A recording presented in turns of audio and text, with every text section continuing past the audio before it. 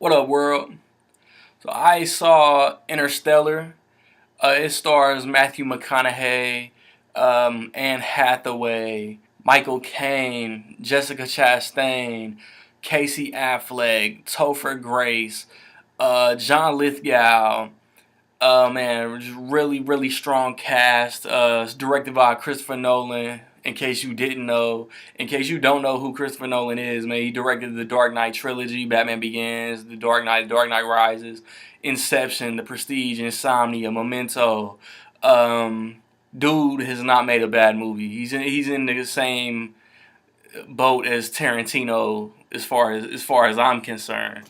Has not made a bad movie. And you got Matthew McConaughey, and he's a farmer, and he has a past in um, the field of being an astronaut. I don't know exactly what it's called, um, and there's dust everywhere. I think that it takes place. Portions of it take place in New York in the not too distant future, maybe.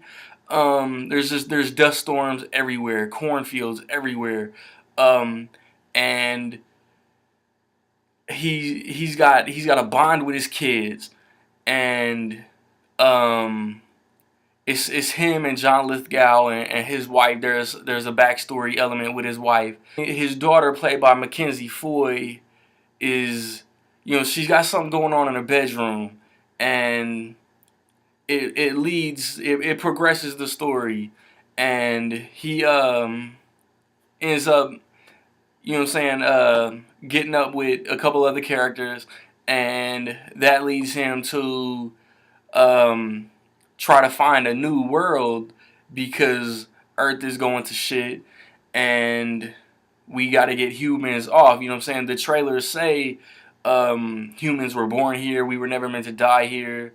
Um, this is another movie. I've done this a lot lately. This is another movie. I feel like if I talk about any elements of the story, I feel like I'm giving away something good. Yeah, the story is cool. Like, I was leaning forward in my seat for a lot of this movie, and this movie is just short of 3 hours long, man.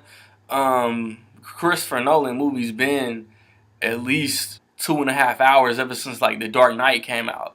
Inception was long. The Dark Knight Rises was long. This is long. I've always been interested in outer space and astronauts and other planets and galaxies, wormholes, all of that shit. And this has all of it. Like I said, I was into it, man. Like, the acting is on point, man. Like, I feel like the standout actors in this movie are Matthew McConaughey, Anne Hathaway, and Jessica Chastain, no doubt.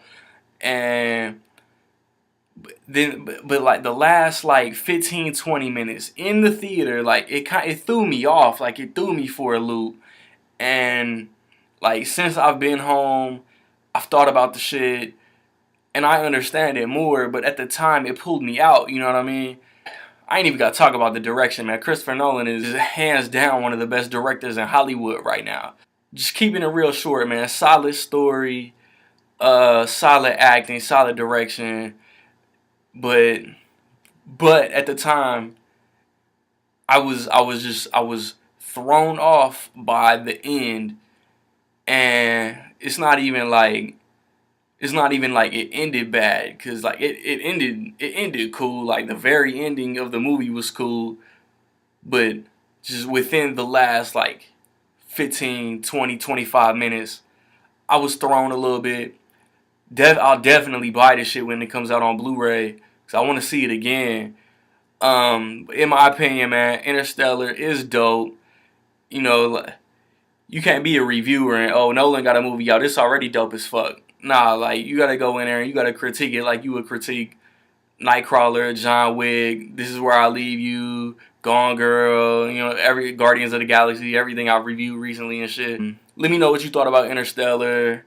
Um, I want to know if you've seen an Interstellar. I want to know where it falls as far as your favorite Christopher Nolan movies. I asked on my Facebook movie page, man.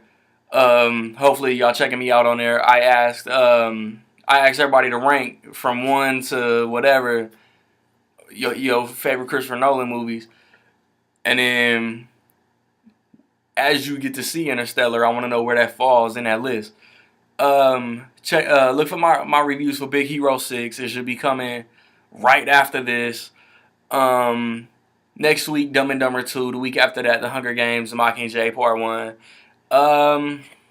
That's all I got for now, man. Peace.